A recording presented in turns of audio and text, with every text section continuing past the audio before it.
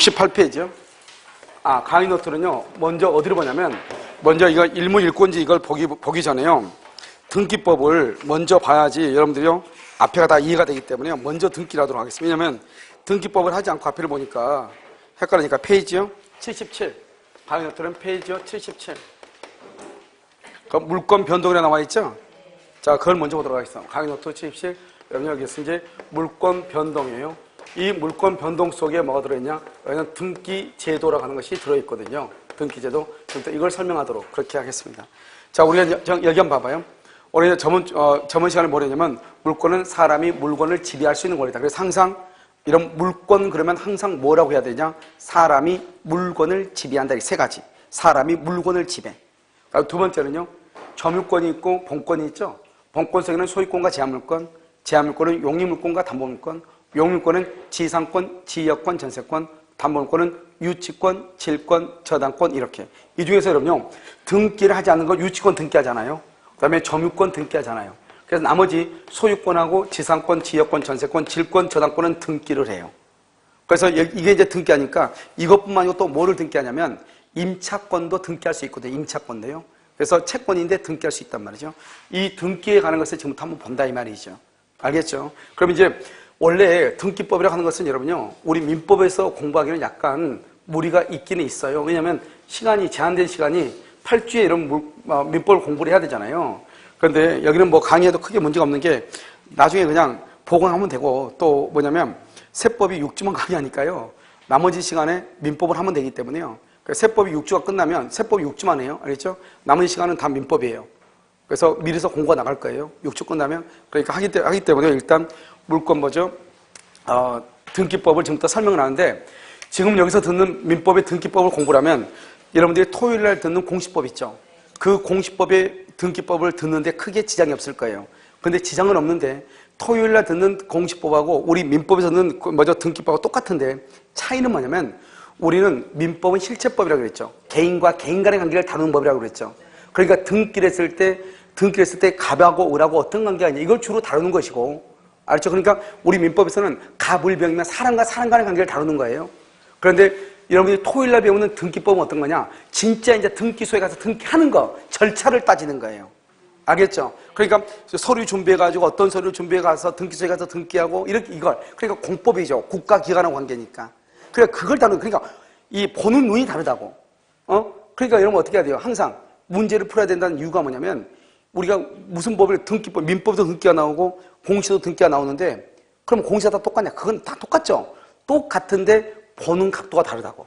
공시법에서 말하는 등기라고 하는 것은 어떻게 등기가 이루어지는가. 그러니까 뭐가 있어야 돼요? 등기소가 있어야 되겠죠. 그러니까 등기소에 대해서 등기관이 있어야 되겠죠. 그러니까 등기관에 대해서 무엇을 등기할 수 있는가? 그럼 등기의 목적, 등기의 능력이라고 하는데 무엇을 등기하고 뭔 등기 못하는가, 이런 잡다한 것들이 있어. 그 등기를 신청할 때는 원래는 등기소에 가서 공동 신청을 하죠. 신청을 하는데 그 신청을 하지 않고 뭐를 할 수 있느냐?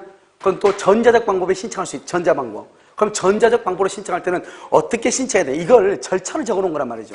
그것을 한번 듣고 시간이 좀 걸리겠지만 한번 듣고 뭐 하면 돼요? 암기하면 되는 것들이에요. 무슨 말인지 알겠죠? 그것은 단기간에 끝나는 건 아니. 그런 것들은 단기간 안에 내가 맘만 먹으면 끝낼 수 있는 그런 것들이죠. 절차니까 조금 내가 안 해봤으니까 조금 시간은 걸리겠지만. 그러니까 등기를 한번 자기가 손으로 직접 등기를 보면 아무것도 아니라는 걸 알 수 있어요. 아, 이런 것도 이렇게 하는구나. 이렇게. 그러니까 여러분 우리 홈페이지에 보면 뭐가 나오냐? 홈페이지에 보면 그 등기부 등본원 발급이라고 하는 데 있어요. 그래서 전에는 홈페이지가 이렇게 안 돼 있었는데, 홈페이지라고 하는 것이 학생들이 클릭하기 쉬워야 되잖아요. 그래서 바꿔놨어요. 그 다음에 밑에 필요한 것들, 여러분들이 가가지고 소송을 하거나, 나홀로 소송을 하거나, 또는 뭐 여러 가지 것들을 쭉 이렇게 홈페이지에 놔뒀죠. 그럼 그 홈페이지 클릭하면 바로 그 페이지로 넘어간단 말이죠. 그래서 등기부 등본이라고 하는 데를 클릭을 하면 그것을 인터넷 등기소라고 하는 거예요. 인터넷 등기소. 그러면 등기소로 넘어가. 그래서 거기서 이제 필요한 거를 이제 클릭하면 이제 인터넷 등기소를 이제 볼 수 있단 말이죠. 거기 보면, 여러분들이 보면 용어 정리라든가 이런 것들이 다 거기에 나와 있어. 모든 용어 정리. 그 다음에 등기할 때 서류. 그러니까 여러분 보면 등기는 어떻게 등기라는 거 하는 것은 등기 서류를 딱 보면 어떻게 등기하는가 딱 나오는데, 기본서는 조금 다르잖아요. 기본서하고 이러면 어떡하죠? 우리가 보는 것하고는 약간 다르기 때문에 이 등기하는 절차 서류만 보면 되는 것을 기본서에는 말로 풀어서 놨단 말이죠. 그러니까 되게 어려워 보이죠. 그런데 거기서 서류를 딱 뽑아가지고 딱 봐버리면 끝이에요. 어떻게 하는지. 알겠죠? 그러니까 그런 절차 과정을 나오는 것이고, 우리는 이제 등기를 하지 않았을 때 또는 등기를 했을 때 이 갑이 을이 갑한테 어떤 것을 주장할 수 있는가, 이런 관계를 해놓은 것이 우리 민법이란 말이죠. 그럼 우리 민법에 있어서 지금 배우는 한 2시간 정도 하는데, 이 등기법을 배우면 여러분들이 공시법에서 등기법 12문제가 나오는 등기법을 어느 정도는 다 이렇게 들을 수가 있죠, 강의를요. 자, 두 번째는요, 우리 이제 물권법에서 14문제가 나와. 14문제가 우리 물권 1부터 시작하잖아요. 여기서 시작하는데 4번 정도 강의를 하는데 여기서 14문제가 나와요. 엄청나게 나오죠? 이 14문제 나온 것 중에서 어떻게 되냐면, 이것이 부동산 등기법에서 7문제 정도를 맞출 수 있는 것이에요. 그러니까 14문제지만 부동산 등기법의 12문제 중에서 7문제까지 정도를 맞출 수 있단 말이죠. 그냥 민법의 지식만 가지고도. 그러니까 몇 문제 맞출 수 있죠? 21문제죠. 그 다음에 또 중개사법에 가면 부동산 실명법이라고 하는 것이 있어. 알겠죠? 그 실명법. 그 실명법에서 또 한 문제나 2문제가 나온단 말이죠. 그러니까 여러분요, 실제로 이 물권법이라고 하는 문제는 전체적으로 보면 20문제가 훨씬 더 넓게 문제가 나오는 것이죠. 그리고 또 여러분들이 현장에 가서 사용을 해야 되잖아요. 사용을 하고 등기부를 직접 보고 하는 것들은 다 지금 우리 물권법하고 관계가 되는 것들이에요. 그래서 지금부터 그걸 설명하면, 먼저 이렇게 물건이 있단 말이죠. 이 물건이 누구 것인가 이 말이죠. 그건 알 수가 없죠. 그럼 먼저 뭘 보냐? 여기서 등기부를 보는 거죠. 등기부. 등기부를 모른다? 이것을 공시라고 하는 거죠. 공시. 공시라는 것은 공적인 장부를 게시해 놓는다 이 말이죠. 그래서 등기부를 딱 봤더니 여기 1번에 뭐나? 1번에 이렇게 갑이죠. 여기 2번에 여기 을이죠. 을 이렇게요. 1번에 갑이고 2번에 을이잖아요. 돼 있죠? 그럼 2번에 을이면 이 을이라는 사람 앞으로 뭐가 돼 있죠? 등기가 되어 있잖아요. 아, 그러면 을이 소유자구나, 이걸 알 수가 있죠. 등기부를 보고. 공시니까. 그런데 등기부를 딱 봤더니 을 앞으로 등기가 되어 있잖아요. 을 앞으로 등기인데 이 등기가 위조가 돼서 이 등기가 무효가 됐다 이 말이죠. 그럼 등기가 무효잖아요. 그럼 을이 소유자가 아니다 이 말이죠. 그런데 등기부에는 등기가 위조가 됐다, 이 등기가 무효다, 이런 말은 없어요. 등기부에는. 그러니까 우리는 어떻게 해요? 그냥 등기부에 기록된 대로 그 등기의 내용이 을이라고, 소유자가 을이라고 생각하고 우리가 사는 거죠. 그래서 이것에 있으면 이 사람이 소유자라고 믿고 내가 사는 거죠. 그래서 1번 갑이죠. 여기 2번 을이죠. 그런데 3번이요. 3번은 이렇게 이렇게 사는 거죠. 이것을 우리는 뭐라고 한다? 이것을 믿고 산다 이 말이죠. 믿고 이것을 공신의 원칙이다 이렇게 얘기하죠. 공신의 원칙이라는 것은 공적인 장부를 신뢰했다. 즉 등기부가 공적 장부잖아요. 이것이 을로 등기됐으니까 나는 무효인 것을 모르고 유효라고 생각하고 샀다 이 말이죠. 그런데 샀는데 이 병이 소유권을 취득하는가? 공신의 원칙을 인정한다. 그러면 병이 소유자가 되고, 공신의 원칙을 부정한다. 그러면 누가 소유자가 된다? 갑이 소유자가 되죠. 왜요? 을 앞으로 되어 있는 등기는 무효잖아요. 무효니까 결국 누가 소유자라는 거예요? 갑이 소유자라는 거죠. 그러니까 우리나라는요, 부동산 등기에서는 공신의 원칙을 부정을 해. 이게 문제죠, 우리나라는요. 그러니까 우리나라는요, 내 앞에 있는 사람의 등기가 무효잖아요. 그럼 그 다음 사람들은 무조건 소유권을 취득 못하는 거예요. 그러니까 이게 이제 큰 문제란 말이죠. 그러니까 이게 문제니까 그 다음 사람이 물건을 살려면 어떻게 해야 돼요? 이 사람이 진짜 소유자인지 아닌지를 확인해야 되죠. 그럼 이 사람한테 정말로 네 등기가 진짜인지 아닌지 이걸 또 확인을 해야 될 의무가 나한테 있단 말이죠. 국가가 등기해놓고 모든 책임을 나한테 떠안는단 말이죠. 이것을 우리는 뭐란다? 우리나라를 형식적 심사주의라고 그래. 형식적 심사주의라고 하는 것은 여러분들이 이제 잔금을 치르고 중개업소에서 누굴 만나냐? 매도인과 매수인이 만나죠? 그러면 뭐 제일 먼저 누가 와 있어? 법무사 사무장이 와 있죠. 그럼 법무사 사무장은요, 매도인한테 등기소를 받고 매수인한테 등기소를 받아가지고 자기는 가죠. 그래서 자기 혼자 등기해요, 자기 혼자. 그러니까 서류로만 해가지고 등기를 신청해. 그러면 등기관은 서류만 받고 등기를 해준단 말이죠, 보고. 그러니까 어떤 문제가 발생할 수 있죠? 위조가 언제든지 이루어질 수 있는 거예요. 그렇다고 해서 위조가 된 걸 내가 모르고 샀잖아요? 그럼 나도 그러면 소유권 취득 못 하잖아요? 그럼 내가 그럼 국가를 상대로 손해배상을 청구할 수 있는가? 손해배상 청구를 또 못 한다고 돼 있단 말이죠. 이게 문제란 말이죠. 그런데 독일의 경우는 실질적 심사주의라고 해가지고 매도인하고 매수인이 등기관 앞에 오는 거죠. 그래서 등기관이 물어보는 거죠. 판 거 맞습니까? 산 거 맞습니까? 맞다. 그러면 갑에서 을 앞으로 등기해 주죠. 자기가 팔았다고 했죠. 그래서 등기해 줬는데 둘이 짜가지고 했단 말이에요. 그러든지 말든지 모든 책임 누가 지는 거다? 갑이 지는 거죠. 그러니까 이 등기가 설령 무효일지라도 을이 병한테 처분하죠. 병은 무조건 소유권을 취득하는 거예요. 그러니까 독일은 공신의 원칙을 인정하는 거예요. 알겠죠? 무조건 누가 소유권 취득한다? 그 다음 사람 무조건 소유권 취득하는 거예요. 그런데 우리나라는 내 앞에 있는 사람의 등기가 무효이죠. 그러면 그 다음 사람은 소유권을 취득할 수가 없게 되는 것이에요. 이게 문제가 되는 것이죠. 알겠죠? 그러면 우리나라는 공신의 원칙을 인정하지 않으니까 내 앞에 있는 사람의 등기가 무효이면 나도 소유권 취득 못하죠. 그런데 이런 경우는 우리나라는 소유권 취득 못하지만 못하죠? 맞아. 인정하면 취득하는데 부정하면 못하죠? 그러면 이 사람한테는 특별 규정에 의해서 소유권을 인정하고 있다 이 말이죠. 그래서 우리가 뭘 배웠죠? 비진입 표시, 통정, 허위 표시, 착오, 사기, 강박. 이러한 경우에는 내 앞에 있는 사람의 등기가 비진입 표시로서 무효, 통정, 허위 표시로서 무효라고 할지라도 그 다음 사람이 누구인 경우? 선인 경우는 소유권을 취득한다 이렇게 배웠죠. 그러니까 그러한 특별한 규정이 있을 때만 소유권을 취득하고 그 외에는 소유권을 취득할 수가 없는 것이에요. 알겠죠? 그럼 이제 여기까지가 이제 가장 이제 기본적인 것인데 우리가 먼저 여기 등기라고 하는 것을 지금부터 보면은 독일 민법은 어떻게 되냐면 동산하고 부동산을 구별을 해. 독일 민법은. 그래서 동산과 부동산을 구별해 가지고 동산은 동산대로 부동산은 부동산대로 따로 취급한단 말이죠. 그러니까 이 부동산을 어떻게 해야 돼요? 건물이 있는데 이 건물의 소유자가 누구인지를 알아야지 거래를 할 거 아니에요? 그래서 거기서 나온 게 바로 뭐냐? 등기라고 하는 제도예요. 그래서요, 우리가 이제 게르만법에서는 로마법과 게르만법인데 이 게르만법에서는 동산과 부동산을 구별을 해. 그래서 부동산에 대해서 등기라고 하는 제도를 둬. 그러니까 이 등기라고 하는 제도는 게르만법에서 유래가 된 것이다. 나중에 이제 잠깐 보면 되는데 아무튼 이렇게 단 말이에요. 그러면 어떻게 하냐? 내가 건물을 이렇게 신축을 하죠. 신축. 건물을 신축하죠. 신축해서 그러면 이 소유자가 누구냐 이 말이죠. 누가 소유자냐? 신축자가 소유자가 되겠죠. 그럼 다른 말은요, 건축 허가를 누구 앞으로 허가를 받았냐? 처음에 건축 허가를 누구 허가를 받았냐? 갑이 허가를 받았다. 그러면 갑을 소유자로 보는 거죠. 그래서 건축이 만들어지면 여기서 건축물 대장이라고 하는 것을 만들어. 건축물 대장. 여러분 우리가 대장은 몇 가지냐? 세 가지가 있어. 첫 번째 건축물 대장이 있고, 두 번째 토지 대장이 있고, 세 번째 임야 대장 세 가지가 있어. 그래서 대장은 이렇게 세 가지가 있단 말이죠. 그런데 등기부는 몇 가지냐? 등기부는 두 가지가 있어.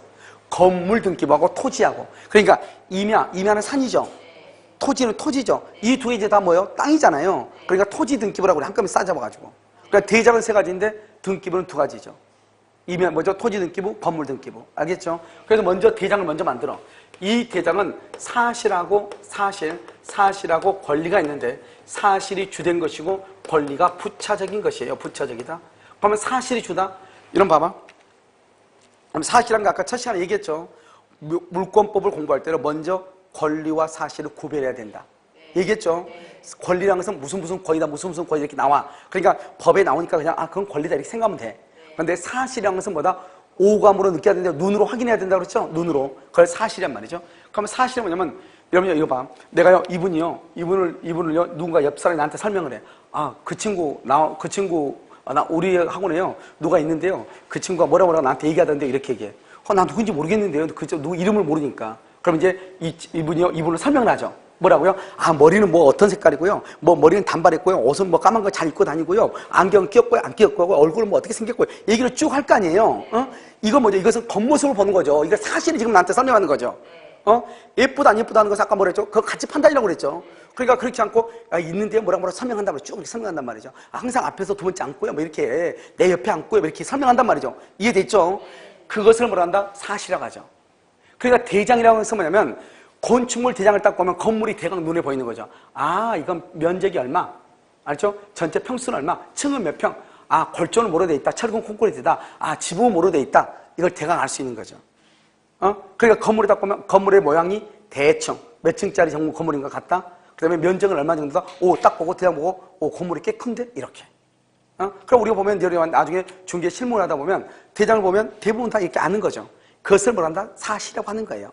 그걸 뭐다? 대장은 그걸 적는 거예요.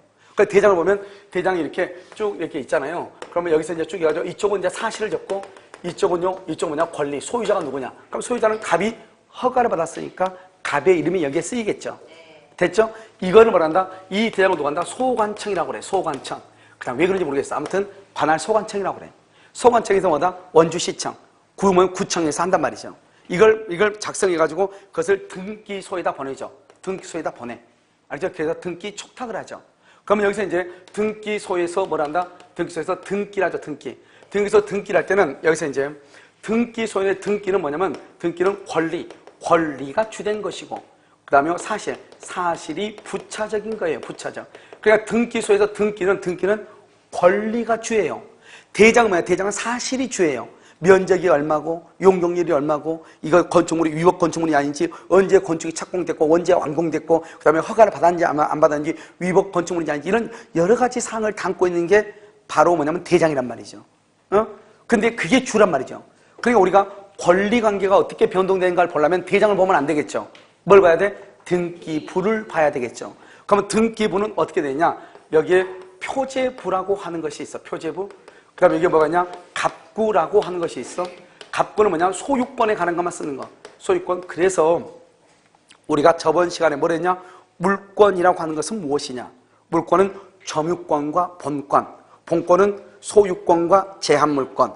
제한물권은 용익물권과 담보물권. 용익물권은 지상권, 지역권, 전세권. 담보물권은 유치권, 질권, 저당. 이렇게 얘기했죠. 이 중에서 점유권 등기하지 않는다고 그랬죠.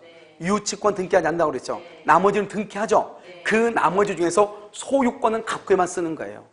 소유권 말고 용률권, 담보물권 있죠. 지상권, 지역권, 전세권, 질권, 저당권 있죠. 그것을 소유권 이외의 권리가 있어요. 을고 소유권 빼고 나머지 제한물권을 여기다가 등기하는 거예요.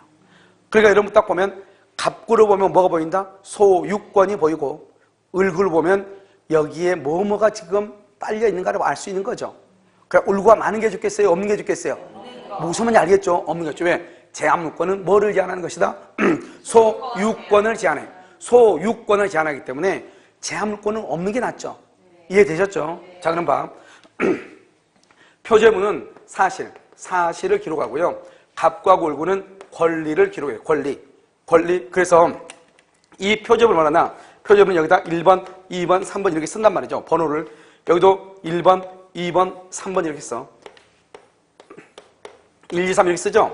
여기를 뭐냐? 여기 표제부를 뭐란다? 이것을 표시번호라고 그래. 표시번호. 여기 1번, 2번, 3번 이것을 순위번호라고 얘기해. 왜 그럴까? 여기 순위번호. 이것도 순위번호로 간단 말이죠. 순위번호. 여기는 표시번호를 갔는데 왜요? 왜 표시라고 하고 순위라고 하지 않고 여기를 표시라고 하는가? 여러분 봐봐. 사실이라는 것은 뭐냐? 차가 이렇게 했는데 뒤에서 뒷차가 앞차를 박았어요. 충돌했죠? 그러면 사실은 뭐죠? 뒷차가 앞차를 박았다. 이게 사실이잖아요. 그런데 이 친구를 딱 보니까 자기 친구예요.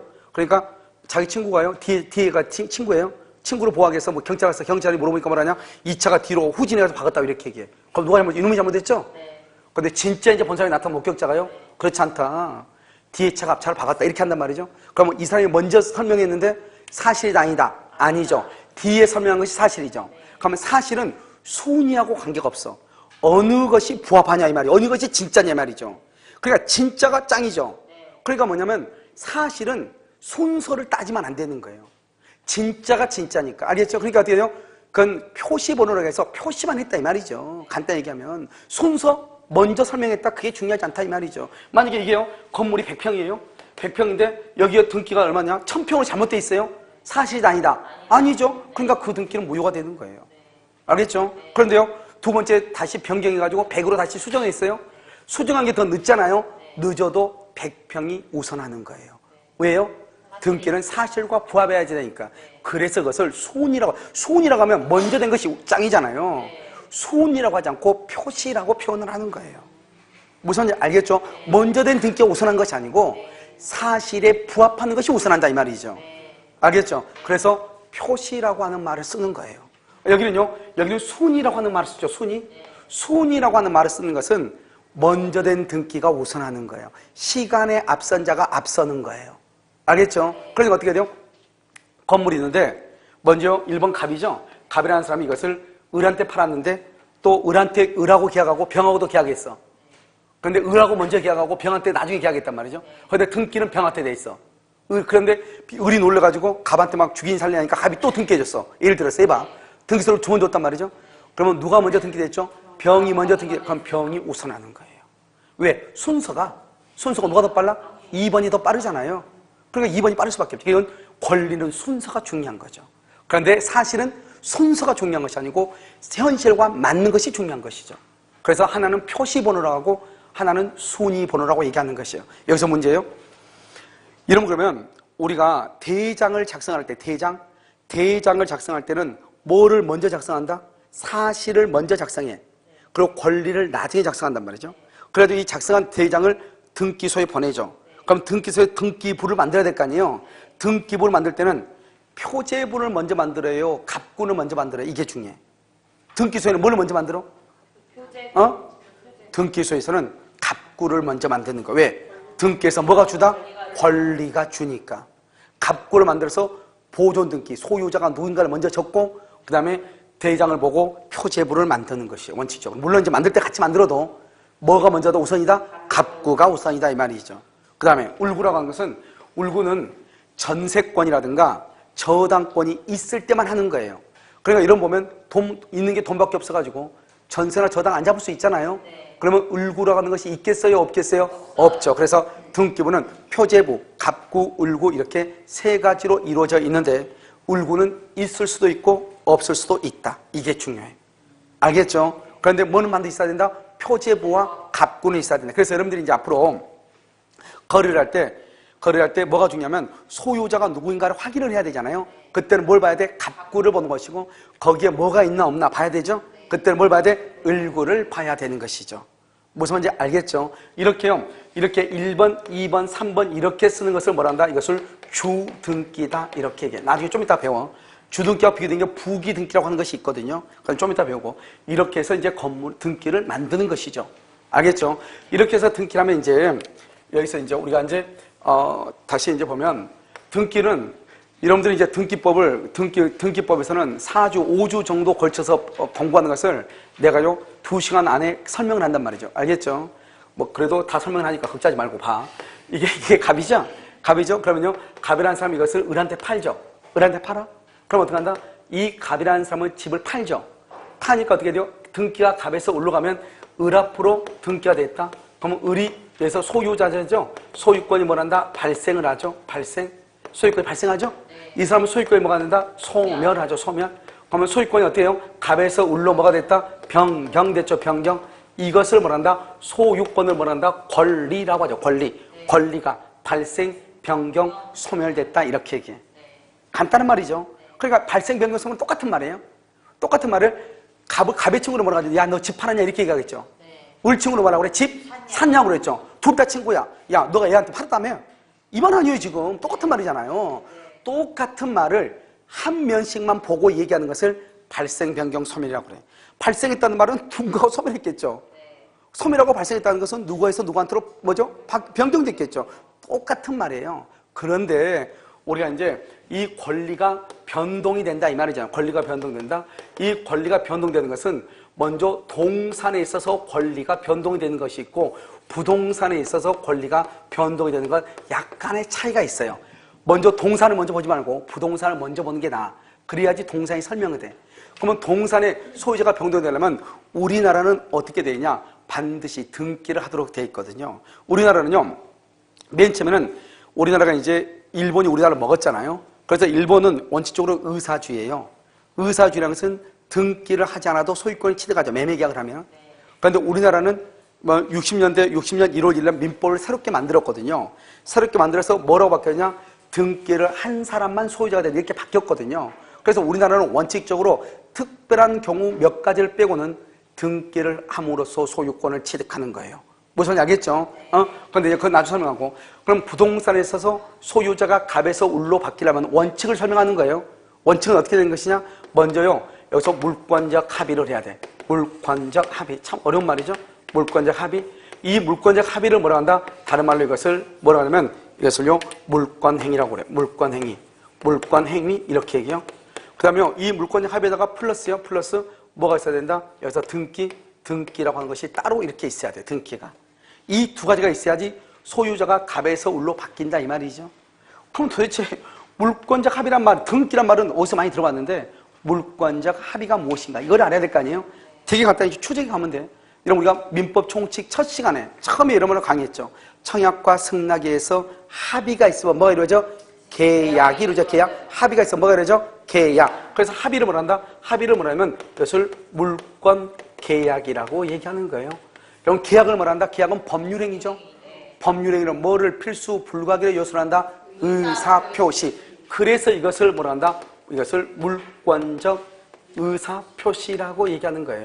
가면 갈수록 진티양난이죠? 가면 갈수록 어렵죠?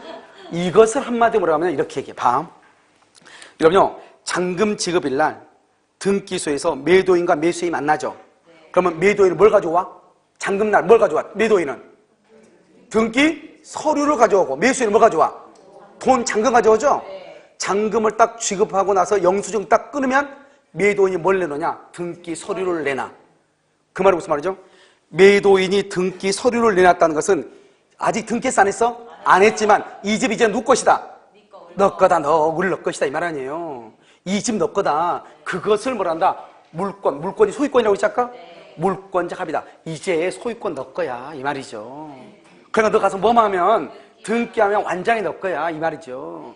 이것을 뭐란다? 이것을 다른 말로 등기 서류 제공, 등기 서류를 제공하는 것을 물권적 합의라고 얘기하는 거예요.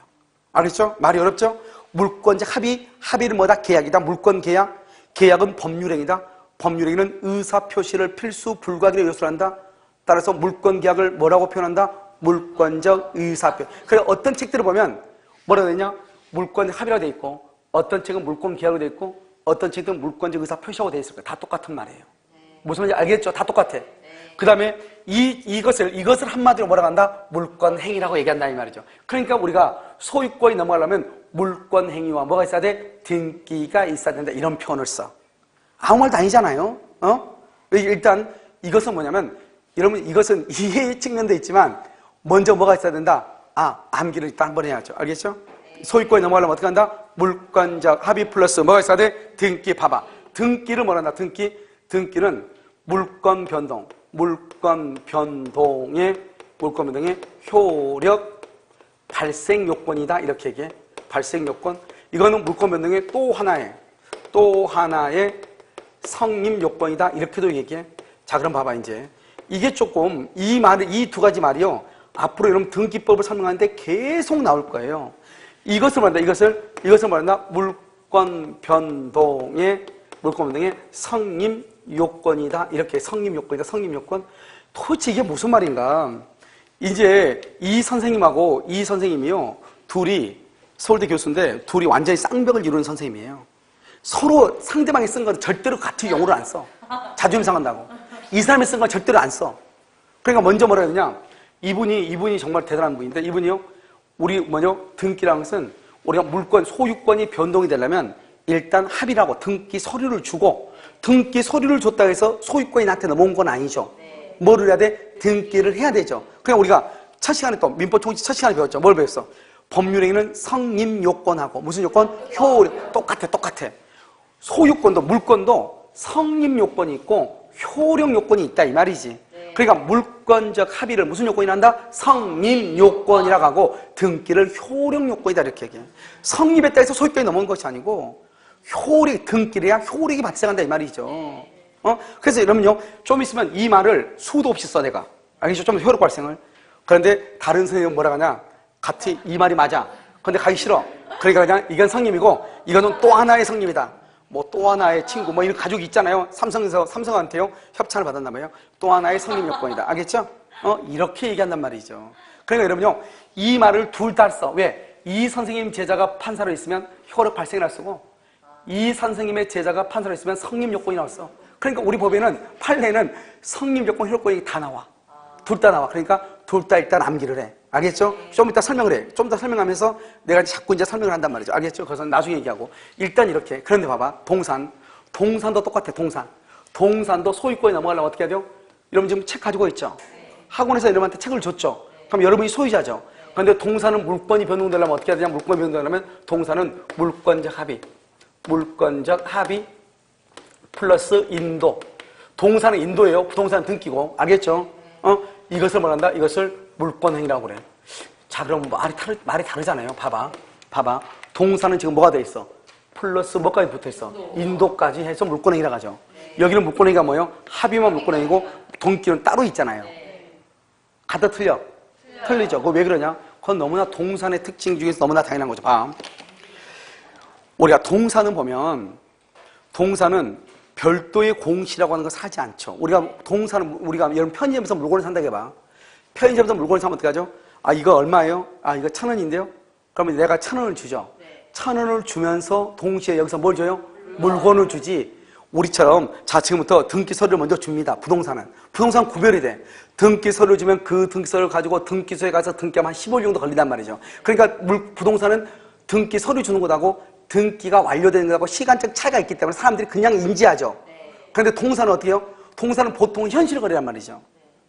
그러니까 어떻게 돼? 내가 돈 주면서 물건을 받아봐. 그러니까 편의점 주인이 나한테요, 우유를 하나 준다. 내가 1,000원 줘서 우유를 준다. 그럴 때 편의점 주인이 숨 쉬어야 되겠죠. 자, 지금부터 내가 소유권을 이전하는 의사를 표시하겠습니다. 하고 숨 쉬고 후 하고 다시 줘야죠. 이렇게 한다 안 한다? 동사는 그런 팀이 없어. 그냥 1,000원 주면은 물건 바로 주는 거야. 줘. 준다는 말이 뭐냐? 인도라는 말 속에 뭐가 들어있어? 이제 이 우유 누구 거다? 너 거다. 이 말이잖아. 이게 들어가 있어, 동사는. 보통은 동사는 현실 매매란 말이죠. 현실 매매는 돈을 준과 동시에 물건을 받는 것이에요. 그것을 현실 매매라고 그래. 무슨 말인지 알겠죠? 그러니까 동사의 경우는 물건을 인도해주는 그 속에 뭐가 들어있다? 이 물건은 당신 것입니다. 물권적 합의가 그 안에 포함되어 있어. 이것을 계속 두 개가 포함되어 있다. 이것을 뭐라고 표현하냐? 합체설이라고 해요. 합체됐다 이 말이죠. 그런데요, 여기는 따로따로 떨어져 있죠? 이것을 분리됐다고 해요. 중요하지 않은데 어디서 딱 하나, 이 동사는 딱 한 번 어디에 쓰냐? 뭐죠? 선의 취득할 때 딱 한 번 이걸 사용해. 이거 딱 한 번. 왜냐? 우리는 동산 중개업자다, 부동산 중개업자다. 그러니까 딱 한 번밖에 안 써. 사용하지 않아. 그래서 뭐 지금은 여기는 올라도 되지만 부동산에 대해서는 알고 있어야 되죠. 부동산은 뭐다? 등기 서류를 주는 것을 물권적 합의다. 그것은 물권 계약이다. 계약은 법률행위다. 의사 표시를 필수 불가결 요소로 한다. 물권적 의사 표시다. 다른 말로 등기 서류를 제공한다 이 말이죠. 알겠죠? 그것을 다른 말로 뭐라 한다? 통칭해서 물권 행위라고 하고 그 행위에서 뭘 한다? 등기를 하게 되면 물권이 효력을 발생한다. 알겠죠? 이것을 얘기하죠. 그럼 이제 이걸 가지고 이제 우리가 그대로 이제 다시 한번 봐. 우리 민법은 186조가 있어. 186조. 그 다음에 뭐가 있냐? 187조가 있어. 187조. 186조를 뭐라 한다? 이것을 법률행위라고 하죠. 법률행위. 법률행위에 의한 물권 변동인데 법률행위에서 물권이 변동할 때는 득실변경. 득실 변경이에요. 득실, 취득하고 상실하고 변경하는 거. 이 모든 것에 등기를 해야 돼요. 법률행위는 알겠죠? 그런데 187조는요. 7조는 법률의 규정이에요. 법률의 규정. 이것을 법정이라고 얘기해요. 이것은요. 취득을 할 때는 등기를 하지 않아도 돼요. 그런데 이것을 뭘 할 때는 처분할 때는 뭐를 해야 돼요? 등기를 해야 돼. 이것이 이제 있다 이 말이죠. 이게 차이가 있다니까요. 여기는 봐봐. 그러면 먼저 법률행위를 먼저 보지 말고 이것을 먼저 보자 이 말이죠. 왜 그러냐? 법률의 규정은 법에 나와 있으니까 여러분들이 잠깐요. 뭐 어떻게 하면 돼요? 잠깐 누워 있으면 돼요. 뭐죠? 좀 더 앉아 있으면 돼요. 법률의 규정은 뭐냐? 법에요. 상속하고. 이런 봐봐. 아버지가요. 아파트가 있고 상가 건물이 있고 토지가 있고 임야가 있단 말이죠. 그런데 아버지가 갑자기 심장마비로 돌아가셨단 말이죠. 그런데요. 그 아들내미가 언제요? 아버지한테 가서 등기를 받아요? 이미 돌아가셨는데? 그렇잖아요. 생각을 한번 해봐. 그러니까 우리 법에는 상속의 경우는 뭐 없이 취득할 때는 뭐 없이 등기가 없어도 소유권을 취득한다고 되어 있다니까. 상속의 경우는 뭐 없어도 등기가 없어도. 그다음에 경매할 때는 경매 대금을 완납하죠. 경매 대금을 완납하면 등기 없어 내 것이 돼. 그다음에 공용징수 수용되죠. 수용되면 서울시가 만약에 도로를 확장해서 토지를 수용하죠. 그래서 수용보상금을 지급하죠. 지급하면은 수용 개시일부터 소유자가 돼버려. 등기 없이도. 그 다음에 뭐가 있냐? 그 다음에 여기서 이제 중요한데 형성 판결이라고 하는 것이 있는데 이건 좀 이따 설명을 해. 형성 판결은 좀 이따. 자, 그러면 상속이죠. 상속하고 합병하죠. 이런 보면 전에요 무슨 은행으로 합병되고 하잖아요. 뭐죠? 애한은행이 하나은행은 합병됐죠. 합병을 할 때는 등기 없이도 애한은행의 모든 자산이 눕게 된다. 하나은행께 돼. 그래서 KB 하나은행인가 이렇게 돼 있죠. 알겠죠? 그 다음에 뭐냐면 포괄유증 같은 포괄유증. 경매하고 공매. 공매는 뭐죠? 한국자산관리공사. 이번에요, 한국자산관리공사에서 근무한 여직원이 7억인가 얼마인가를 횡령한 사건이 또 나왔죠? 왜냐? 이 국가재산을 관리하는 데가 이게 문제란 말이죠. 알겠죠? 그 다음에 공영징수가 있고 뭐가 있죠? 수용 있죠? 수용. 똑같은 말이에요. 이런 것들은 등기를 하지 않아도 소일 것이다. 그런데 만약에 이것을 팔려면 어떻게 해야 돼요? 내 앞으로 등기하고 팔아야 돼. 내 앞으로 등기하고 처분하면 내 앞으로 등기하고 팔아야 돼. 그러니까 상속을 받은 거 좋아. 등기 없어 내가 사오잖아요. 그 다른 사람한테 팔려면 내 앞으로 등기하고 난 다음에 팔아야 돼. 그런데 여기요, 건물의 신축할 때. 그 다음에 또 뭐냐? 법정갱신이라든가 법정지상권이라든가 법정이란 말이 나오면 무조건 등기하지 않아도 돼요. 법정은 법률의 규정을 법정이라고 얘기해. 그건 나중에 설명하면 돼. 이것은 여러분, 이건 암기하죠. 네. 이것은 어쩔 수 없지. 이것은 법에 나와 있으니까요. 이것은 왜 이것만 등기하느냐? 그건 나한테 물으면 안 되지. 그건 법에 나와 있는 거란 말이죠. 알겠죠? 그 다음에 법률 행위를 우리가 이제부터 이해를 해야 돼. 이런 법률 행위는 뭐죠? 뭐가 법률행위죠? 단독 행위하고 계약하고 합동행위죠. 단독 계약 합동행위. 단독 계약 합동행위. 그러니까요, 봐봐. 무슨 계약이죠? 계약. 그 다음에 또 뭐가 있냐면 예약 완결권을 행사한다. 그럼 예약 완결권을 행사하면 예약을 완결시킨다 이 말이죠. 그럼 본 계약이 이루어진다 이 말하고 똑같아. 그럼 여기는 무슨 판결이냐? 이행 판결이라든가 또는 뭐가 똑같냐? 확인 판결 이렇게. 이러면서 확인한 것은 이 땅이 내 건데 자꾸 자기 땅이래. 그래서 내가 말한다. 이 땅이 내 땅이라고 하는 것을 내 땅에서 확인해달라. 그걸 확인 판결이라고 그래. 그런데요, 나한테 돈 빌려갔어 1억을. 갚지 않는데 자꾸 갚았다고 그래. 그럼 나중에요, 내가 돈을 12월 30일까지 돈을 갚으라고 했는데 돈을 갚지 않았는데 돈을 자꾸 갚았다고 하니까 나중에 12월 30일 날 내가 뭐를 해요? 돈 달라고 해서 당연히 안 줄 거 아니에요.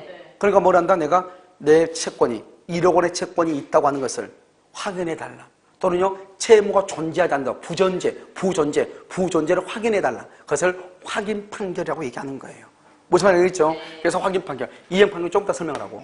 이런 경우는 취득하거나 상실하거나 변경할 때 반드시 다 등기해야 돼. 말이 다르죠? 여기는 취득할 때만 등기하지 않아. 처분할 때는 등기해야 돼. 여기는요, 취득과 상실과 변경 모든 것을 다 뭘 한다? 등기를 해야 돼. 그래서 법률의 행위에 관한 것과 법률의 규정. 그래서 여러분 이것은 원래 법조문에 다 암기할 필요가 없지만 암기를 해야 되는 것이 있다. 그것이 바로 뭐다? 186조 법률행위 등기를 해야 된다. 187조 법률의 규정 등기한다 안 한다? 안 한다. 이건 암기하라고 지금. 알겠지? 이것은 암기해야 돼. 법조문 다 안 해도 되는데 186조는 뭐 한다? 법률행위 등기. 187조는 법률의 규정 등기하지 않는다. 이렇게 암기하라고. 알겠죠? 자, 그 다음에 이제 봐. 여기까지 이제 됐죠? 여기까지 보면 우리 186조에는 뭐라고 규정되냐 이렇게 돼 있어. 법률 행위에 의한, 부동산에 관한 법률 행위에 의한 물권의 득실 변경은 등기를 함으로써 효력이 발생한다. 이렇게 돼 있어. 등기를 함으로써 효력이 발생한다. 그래서 뭐라고 표현하냐? 등기를 효력 발생이라고 얘기하는 거예요. 무슨 말인지 알겠죠? 법정이 돼 있다니까. 그래서 등기를 함으로써 효력이 발생한다. 이렇게요. 자, 그 다음에 여러분요, 무슨 청구권이라고 하는 것이 있어. 소유권이라든지 청구권이 있고, 그 다음에 이것을 형성권이라고 하는 것이 있어. 지금부터 이제 권리가 이제 여러 가지가 있는데, 봐. 권리는 효력에 따라서, 작용에 따라서 몇 가지로 나눠? 네 가지로 나눠. 첫 번째로 뭐냐? 지배권이라는 것이 있어. 지배권을 뭐한다? 이걸 물권이라고 그래. 알겠죠? 그 다음에 청권이 있어. 청권을 뭐란다? 이것을 채권이라고 그래. 그 다음에 여기 항변권이 있어. 항변권. 그 다음에 형성권이 있어. 형성권. 효력에 따라서 네 가지로 권리를 나눠. 권리를. 그러니까 어떤 권리는 지배권이야. 그것은 물권이라고 그래. 어떤 건 청구권이라고 그래. 그걸 채권이라고 그래. 그냥 보통.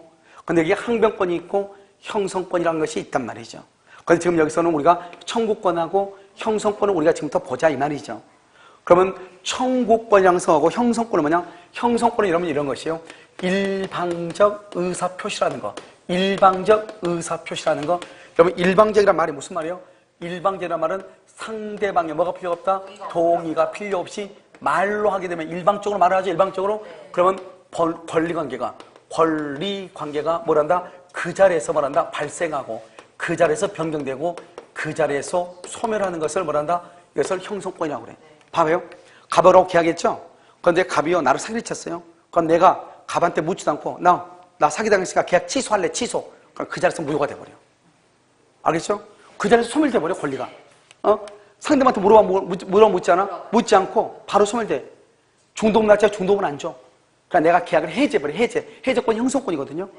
행소권 행사할 때는 일방적으로 상대방의 동의를 받지 않고 혹시 내가 해제도 될까요? 이렇게 묻는 것이 아니고 당신 잔금 중도금 안 주니까 해제하겠습니다. 해버리면 그 자리에서 아웃이야. 법률관계가 없어져 버려. 묻지 않아. 그걸 형성권이라고 그래. 그걸 일방적이라고 그래. 그런데 뭘 해야 돼? 말로 해야 돼. 반드시 말로 해야 되는 것이 아니고 소송으로 하는 것도 있긴 있죠. 소송으로. 그것을 채권자 취소권이라고 그래요. 나중에 설명하고. 아무튼 여러분요, 일방적인 의사표시에서 권리관계가 발생하고 변경하고 소멸하는 것, 그것을 형성권이라고 그래. 그러면 청구권이라고 하는 것은 무엇인가? 청구권은 이렇게요. 상대방의 협조가 있어야 돼. 소유권, 이전 등기 청구권, 매매 계약을 체결하죠. 그러면 갑은을한테 등기를 해줄 뭐가 있어? 의무가 있고, 을은갑한테 잔금을 지급할 뭐가 있어? 의무가 있죠. 그러면 갑은을한테 잔금을 청구하죠. 봐봐, 갑이 나한테 잔금 달라겠다고 해서 잔금이 팍 가는 게 아니잖아요. 잔금은 달라고 해도 내가 뭘 해줘야 돼? 입금을 해줘야 되죠. 그러니까 청구권은 상대방의 협조가 있어야 돼요. 협조를 안 해주면 그러면 어떡한다? 그러면 소송으로 가야 되죠. 두들겨 패버리면 안 돼요. 큰일 나. 알겠죠? 그러니까요, 이것은 상대방의 협조를 요하니까, 그러니까 이 청구권이 문제죠. 형성권은요, 상대방 협조가 필요 없는 거예요. 일방적으로 얘기하면 아웃인 거예요. 알겠죠? 그런데 이 청구권은 상대방 협조가 등기해달라. 안 해줘. 야, 등기 언제 해줄 거니? 뭐 내일 해주고. 등기 언제 해줄 거니? 우리 와이프가 아프다고 해서. 등기 언제 해줄 거니? 오늘 기분 나빠서. 뭐 이렇게 하면 안 되는 거예요, 이게. 무슨 말인지 알겠죠? 그러니까 어떻게 해야 돼? 안 해주니까 할 수 없이 소송을 가야 돼. 재판으로 등기해달라고 소송을 받아야 돼. 알겠죠? 그러니까 청구권하고 형성권은 약간 다르죠. 형성권은 상대방의 동의를 요하지 않고 일방적으로 말을 해버려. 우리 일방통행. 이건 형성권이에요. 그러니까 여러분요, 일방통행을 가죠. 아, 나는 오늘 또 형성권을 행사하는구나 하면 되죠. 왜? 일방통행. 상대방의 동의를 받지 않고 가는 거잖아요. 일방통행이 그거예요, 지금. 알겠죠? 자, 그럼 봐. 이 무슨 청구권을 첫 번째 소멸시효에 걸린다고 그래요. 소멸시효. 여기는 제척기간에 걸린다고 그래요. 똑같은 말인데 여기는 소멸시효고 여기는 제척기간이에요. 도대체 이게 무슨 말인가? 이런 것이죠. 소멸한다는 거죠. 시간이 흐르면. 내가 지금 강의하고 있죠. 이 강서류 채권은 지급하지 않는 날로부터 1년이 지나면 없어져. 1년. 그걸 소멸. 1년간 내가 강의가 끝났죠. 그러면 오늘부터 돈을 달라고 했는데 어떻게 친하다 보니까 말을 못해. 그래가지고 1년이라는 시간이 지나면 돈 받을 수 있는 권리가 소멸해버려요. 그럼 여러분요, 유재석 있죠? 유재석이가 자기 출연료에 대해서 소송을 제기한 적이 있죠. 어떤 사람들은 돈도 많으면서 그걸 또 받으려고 이렇게 댓글 다는 사람도 있더라고요. 그건 무식함의 극치를 다루는 거죠. 왜냐면 이 연예인들의 채권은 1년이에요.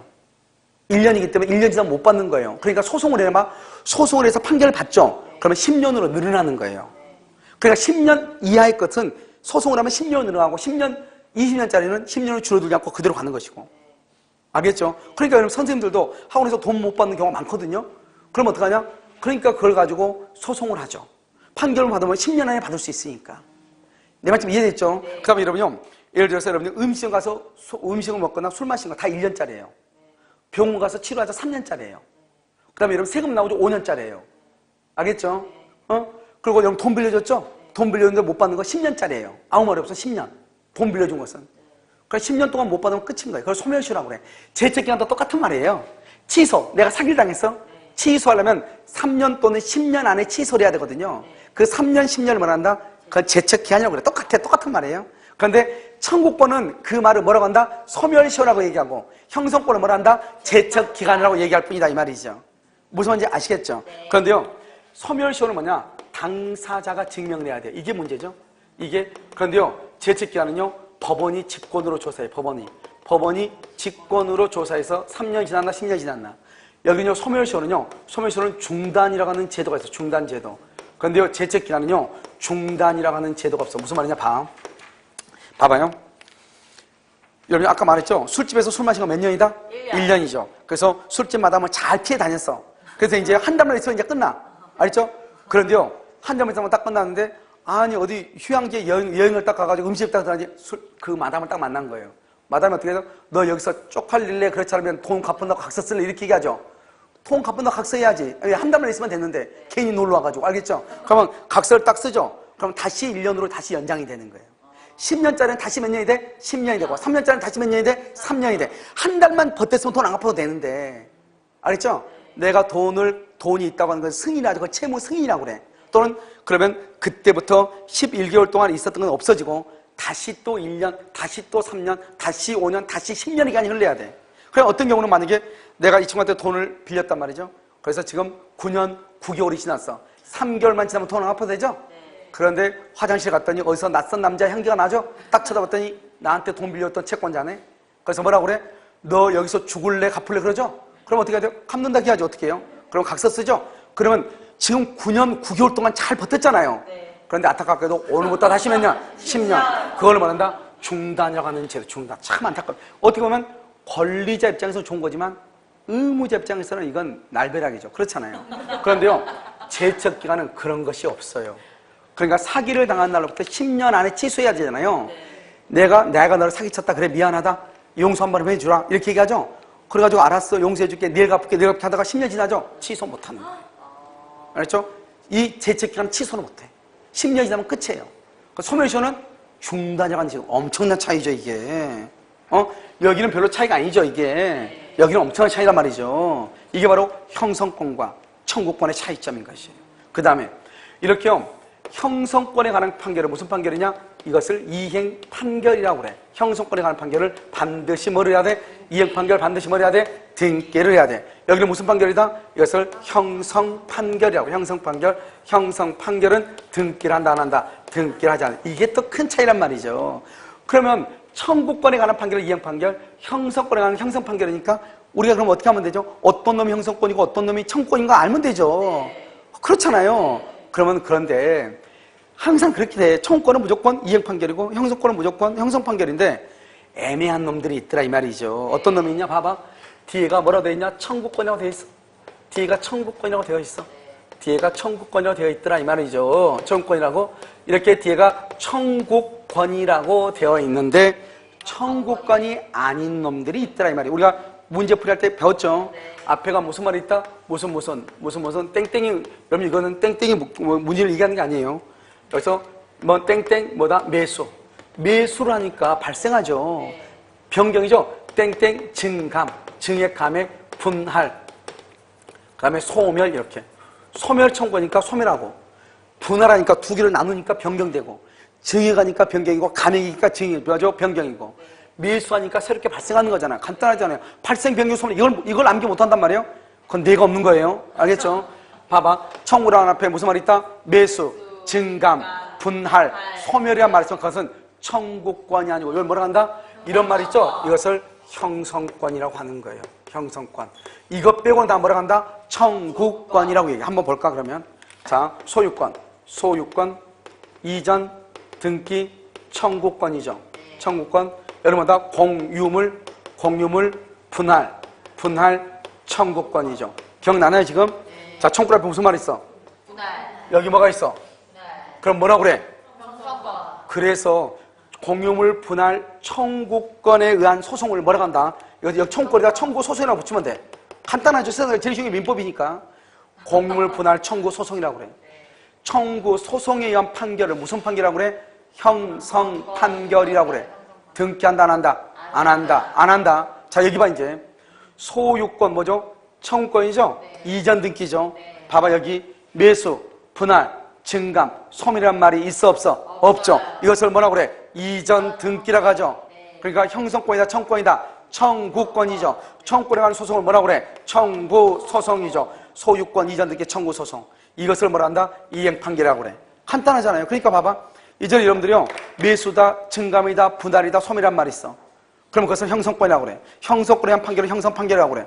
그런 말이 없는 걸 뭐라고 그래? 청구권이라고 그래. 청구권에 대한 판결을 뭐라고 그래? 이행 판결. 근데 시험은 딱 저 두 개밖에 안 나와. 항상 뭐냐? 소유권 이전 등기. 뭐라고 나오냐? 온 동네 사람이 다 알아. 소유권 이전 등기 청구권. 항상 시험에 나오니까. 그러니까 뭐라고 나오냐? 이렇게 나와. 소유권 이전에 관한 소송. 이렇게. 소유권 이전에 관한 선고 소송이 발견돼요. 소유권하는 이전 등기. 뭐 이렇게. 필요 없어. 무조건 소유권 이전 다 뭐다? 청구권이다. 무조건 뭘 한다? 등기를 해야 된다. 그런데 공유물 분할, 상속재산 분할, 상속재산도 뭐죠? 분할 청구죠? 청구 앞에 무슨 말 있어? 분할. 합의물 분할, 분할, 형성권. 무슨 판결? 형성 판결. 알겠죠? 다시. 뒤가 청구권이지만 형성권인 것이 있다. 네 가지. 뭐다? 청구권 매수, 증감, 분할, 소멸. 알겠죠? 매수, 증감, 분할, 소멸. 그것을 뭐란다? 형성권이다. 형성권에 의한 판결은 무슨 판결? 형성 판결. 등기한다, 안 한다? 안 한다. 그것 빼고 나 뭐다? 청구권. 무슨 판결? 이행 판결. 뭘 해야 돼? 등기를 해야 된다. 이걸 모른단 말이에요? 이건 모른다는 것은 뇌가 있는 사람과 없는 사람과 차이가 없다. 이 말하고 똑같은 말이에요. 알겠죠? 그래서 이것을 청구권이고 형성권이고. 알겠죠? 그래서 여기 봐, 이제 186조, 180. 여러분요, 지금 이게 전체적인 뭘 보냐? 등기법을 배우는 구조를 얘기해. 이거 끝나고 난 다음 시간에 등기를 보는 것은 아무것도 아니에요. 그것은 그냥 하나하나 딱딱 끊어져. 아무것도 아니야. 그런데 이 전체적인 구조가 머릿속에 들어와야지 이게 말을 할 때 무슨 말인지 안단 말이죠. 이게 상당히 어려운 것이죠. 실질적으로는 어려운 부분을 그냥 이렇게 짧게 설명을 해서 구조적으로 이렇게 그림을 그리니까 쉬워 보이지만 상당히 책으로 읽으면 그건 절대로 이해가 안 되는 부분이에요. 알겠죠? 그런데 여기 보면 일단 우리가 186조하고 187조가 있다. 암기하라고 그랬죠? 186은 뭐다? 법률 행위. 187은 법률의 규정. 법률 행위는 반드시 득실 변경을 뭘 해야 돼? 등기. 187은 뭘 할 때만 등기하지 않는다? 취득할 때는 등기하지 않는다. 187은 반드시 암기해야 돼. 그건 법에 나와 있어. 뭐다? 상소, 공용징수, 경매, 형성 판결이다. 그 다음에 건물의 신축, 그 다음에 법정이란 말이야. 법정갱신, 법정시상권, 법정저당권, 법정지권, 법정. 그래서 등기한다, 안 한다? 안 한다. 알겠죠? 그래서 186조 청구권의, 186조를 이행 판결이죠, 청구권? 청구권은 무슨 판결이다? 소유권, 이전 등기, 청구권. 형성 판결은 뭐다? 여행 끝에 청구권이라는 말 앞에 무슨 말이 있다? 매수, 분할, 증감, 소멸이다. 특히 대표적인 게 뭐다? 공유물, 분할, 청구권이다. 청구권 앞에 무슨 말이 있어? 분할. 그걸 뭐라고 그래? 형성권. 형성권에 의한 판결은 무슨 판결? 형성 판결. 취득할 때는 등기한다, 안 한다? 안 한다, 이 말이죠. 알겠죠? 여기는 반드시 암기해야 돼. 알겠지? 이해하고. 그럼 여기. 물권 변동이 있죠? 이 물권 변동은 여러분들이 굳이 몰라도 이건 시험에 안 나와. 그런데 이걸 알아야만이 책을 읽을 때 무슨 말인지 알 수가 있어. 책을 읽을 때 부동산이라는 물권 변동은 물권적 합의와 뭐가 있어야 된다? 등기가 있어야 된다. 그 등기를 뭐라고 한다? 효력 발생 요건 또는 무슨 요건? 성립 요건. 다시 등기를 뭐라고 한다? 효력 발생 요건. 이걸 알아야 다음 시간에 내가 바로 설명한다니까. 다른 말로 한다? 성립 요건이라고 하는 것이다. 이것만 여러분 여기서 알면 되고 설명은 아주 복잡하지만 그래서 여러분 혹시 잔금 날짜에 부동산 중개업소에서 잔금 날 때 등기 서류를 주는 것을 다른 말로 뭐라고 한다? 물권적 합의다. 다른 말로 뭐라고 한다? 물권 행위, 물권 계약. 알겠죠? 이렇게 얘기한다. 그다음에 이제 여기는 이제 여러분들이 기본적으로 알아야 되는 거죠. 먼저 건물을 짓면 대장을 만들고 대장은 사실이 주된 것이고 권리가 부차적인 것이고 그 다음에 대장을 만들고 그 다음에 등기소에다 보내가지고 등기소에 등기부를 만들죠. 등기부에서는 뭐가 주다? 권리가 주고 사실이 부차적인 것이다. 이런 말이죠. 알겠죠? 그 다음에 울구는 있을 수도 있고 없을 수도 있고 그런데 갑구는 반드시 있어야 되는 것이고 표제부도 있다. 표제부에 관한 번호를 무슨 번호라고 그래? 표시번호라고 하고 갑구 울구의 번호를 뭐라고 그래? 수운이. 좀 이따 금방 나온다니까 다음 시간에. 알겠죠? 왜 수운이 번호를 하는가? 왜 표시번호를 하는가? 금방 나온다고. 알겠죠? 그 다음에 이제 우리가 여기서 이제 물건이 있으면 이 사람이 소유자가 누군지 모르죠? 우리 물건은 사람이 물건을 지배하고자 하는 것인데 물건이 누구 것인지 모르죠? 그럼 뭘 봐야 돼? 등기부를 봐야죠. 등기를 보니까 을 앞으로 등기되어 있죠? 그럼 우리는 보통 을의 것이라고 믿죠? 근데 이 등기가 무효단 말이죠? 그래서 우리는 알아 몰라? 모르고 계속 을의 것이라고 믿고 사죠? 믿고 사는데 내 앞에 있는 사람의 등기가 유효이면 나도 유효인데 앞에 등기가 무효이면 나도 무효가 돼버려. 소유권을 취득할 수 있다 없다? 없다. 우리나라는 등기에는 공신의 원칙을 인정한다 안 한다? 안 한다. 이게 다 또 다음 시간에 다 나온다니까. 알겠죠? 그래서 내가 딱 물어봤을 때 왜 이 사람이 소유자가 아니에요? 그렇게 딱 물어보면 여러분 뭐라고 해야 된다? 등기에는 공신의 원칙이 인정되지 않기 때문이다. 왜 이 사람이 소유자예요? 등기는 효력 발생 요건이기 때문이다. 왜 여기는 등기해야 돼요? 법률 행위이기 때문이다. 왜 여기는 등기하지 않아요? 그것은 법률의 규정이기 때문이다. 이게 그대로 다 나온다니까. 알겠죠? 우선 이해됐죠? 잠깐 쉬었다가 다시 하도록 그렇게 하겠습니다.